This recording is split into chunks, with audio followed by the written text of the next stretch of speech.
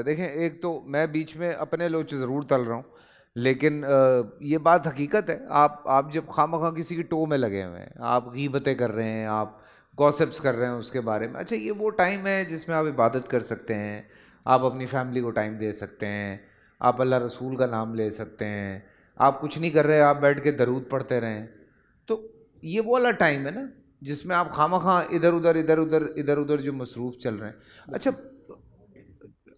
نہیں آپ کی طرف آ رہا ہوں نا، آپ نے بھی تو جانا ہے۔ نہیں جا رہا ہوں، بس شاہ ویسے لگا ہوا تھا۔ اچھا اچھا، گمان کی جب بات ہوتی ہے تو یہ تو دنیاوی گمان بدگمانی کی بات ہو گئی۔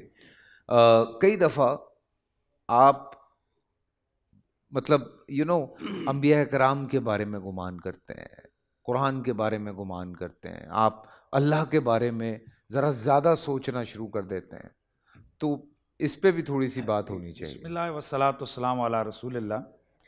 ماشاء اللہ آج بہت ہی اچھا موضوع جس کا ہمارے معاشرے کے ساتھ تعلق ہے اور ایک بہت بڑی برائی ہے، اور اس کو آج ہم نے یہاں ڈسکس کیا ہے۔ قرآن مجید میں اللہ تعالیٰ فرماتا ہے وَلَا تَقْفُ مَا لَيْسَ لَكَ بِهِ عِلْمٌ إِنَّ السَّمْعَ وَالْبَصَرَ وَالْفُؤَادَ كُلُّ أُولَٰئِكَ عَنْهُ مَسْئُولٌ۔ اللہ فرماتا ہے کہ جس چیز کا تجھے علم نہیں ہے نا، اس میں مت پڑھ، اس معاملے میں مت پڑھ، اور یہ یقین رکھ کہ بے شک تیرے کانوں کے بارے میں، تیری آنکھوں کے بارے میں اور تیرے دل کے بارے میں، سب کسی کے بارے میں تجھ سے پوچھا جائے گا۔ یعنی ایک مسلمان ہوتے ہوئے پابند ہے کہ وہ اپنی زبان، اپنے کان، اپنے ہاتھ، اپنے پورے جسم کو، ہر عضو کو اگر وہ استعمال کرے تو وہ اللہ اور اس کے رسول کے احکام کی روشنی میں کرے۔ بے شک بے شک۔ یہ جو آپ نے گمان کی ہماری بات ہو رہی ہے، جیسے شہیدی صاحب نے کہا، گمان دو طرح کا ہے، ایک نیک گمان اور ایک بد گمان۔ بعض اوقات گمان رکھنا واجب ہوتا ہے، بعض اوقات مستحب ہوتا ہے، اور بعض اوقات یہ حرام ہوتا ہے۔ اللہ کی ذات کے ساتھ بدگمانی، غلط گمان کرنا کہ اللہ میرے ساتھ یوں کرے گا، یعنی اللہ کے بارے میں غلط سوچنا، یا انبیاء کے بارے میں غلط گمان کرنا، نعوذ باللہ، جیسے یہ لوگ کہتے ہیں کہ حرام، اللہ نے تو کبھی میرا اچھا چاہا ہی نہیں۔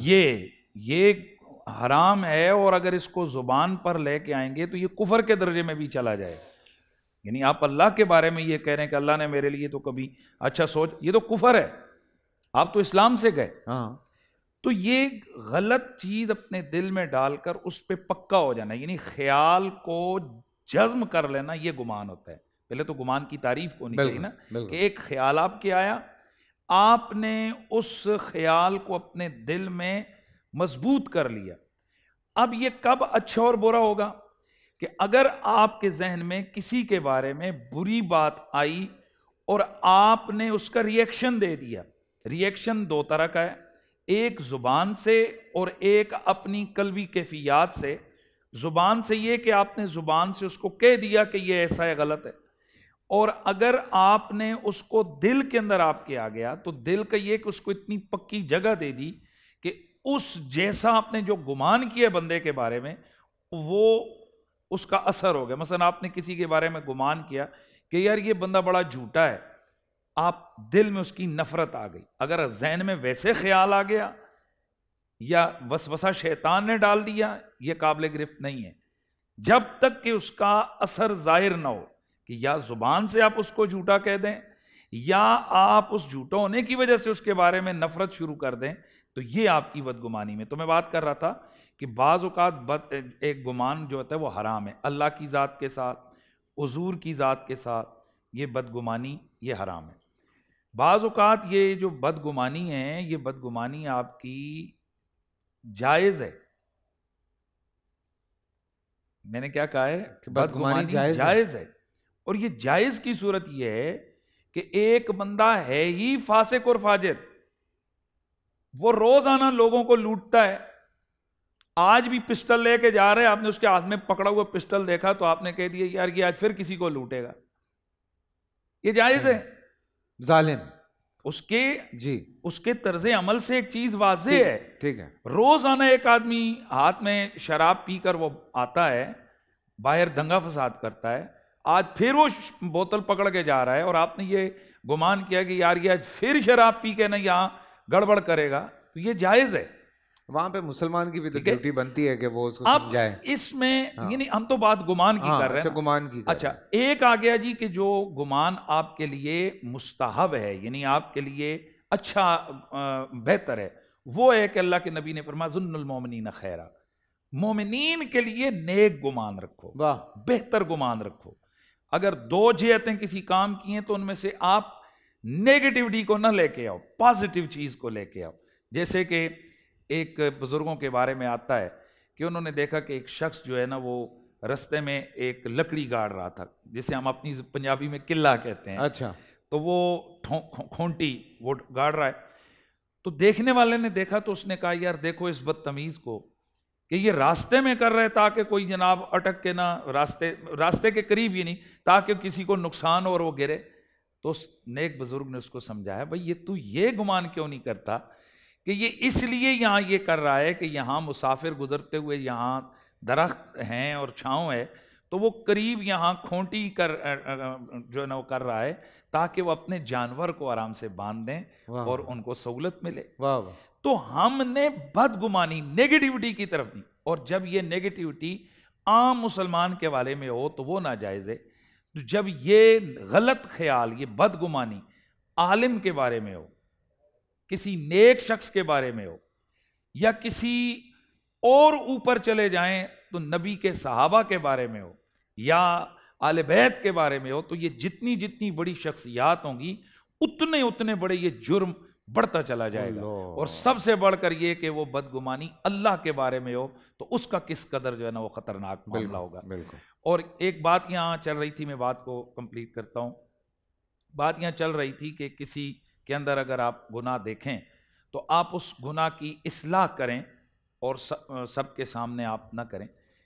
اس میں 2 صورتیں ہیں کہ اگر کوئی ایسا شخص ہے جو بدمعاش ہے, بعض اوقات تو ہم لوگوں کو سچ وہاں یاد آتا ہے کہ جہاں فساد کر, یار میں جھوٹ بول رہے تھے, پتہ ہے کہ یہاں میرے سچ بولنے سے لڑائی, اور یار میں جھوٹ بول دیتا, روز جھوٹ بولے گا, لیکن جہاں لڑائی کروانی ہوگی وہاں کہے گا یار میں تو سچ بول رہا ہوں. حالانکہ حکم یہ ہے کہ جہاں دیکھو فتنہ بڑھ رہا ہے, فساد ہو رہا ہے, وہاں تمہارا جھوٹ کا یعنی سچ کا ترک کرنا تمہارے لیے وہ بہتر ہے. یہ شرعی مسائل ہیں. تو اسی طرح سے ہم لوگ اگر کوئی ایسا آدمی ہے کہ آپ سمجھتے ہیں کہ اس نے سب کے سامنے گناہ کیا ہے, اب آپ کے لیے یہ نہیں کہتی ہے شریعت کہ اس کو کوئی ادھر آ اور اس کو وہاں سمجھاؤ, نہیں. جب جرم سر عام ہوا ہے تو اس کا اصلاح بھی اور اس کی خلاف بات بھی سر عام ہوگی. اور جرم اگر پوشیدہ ہوا ہے اس کے حوالے سے یہ ہے کہ آپ اس کو آرام سے پوشیدگی میں اس کے گناہ پر پردہ ڈالیں.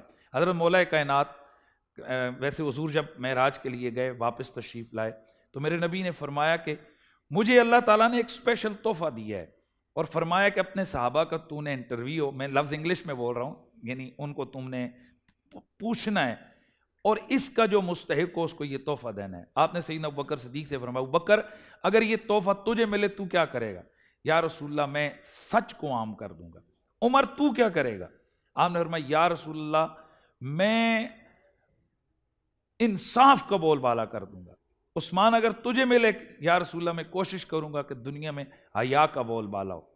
علی اگر تجھے یہ تحفہ ملے تو کیا کرے گا؟ یا رسول اللہ میں مخلوق کی پردہ پوشی کروں. اللہ. میرے میرے نبی نے بلایا اور چادر تھی, وہ چادر عطا فرمائی, فرمایا علی میرے رب نے مجھے یہی فرمایا تھا, یہ تحفہ تیرے لیے. اللہ. تو یہ پردہ پوشی. اور میں آخری بات کر رہا ہوں, یہ میرے سننے والے سن لیں, بڑی اہم بات ہے آج ہمارے اس اسٹیج سے جاری ہے. آج یوٹیوبرز کو آپ دیکھیں, میں کئی دفعہ ہمارے سامنے کلپنگ آتی ہے, ہم دیکھنا پڑتا ہے.